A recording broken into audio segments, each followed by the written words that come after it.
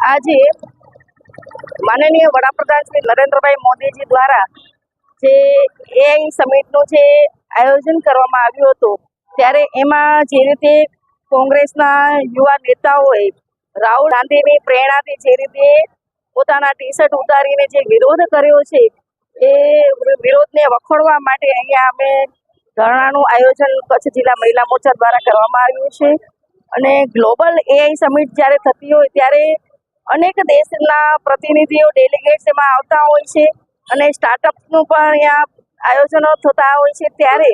આપણા દેશના યુવાનોને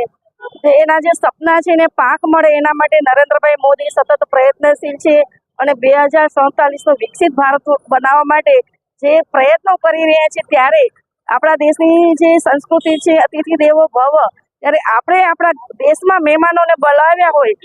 દિલ્હીમાં આ પ્રકારે ભારત મંડપમાં સરસ મજાની આવી ગ્લોબલ સમિટનું આયોજન થતું હોય અને ત્યારે કોંગ્રેસના યુવા નેતાઓ દ્વારા જે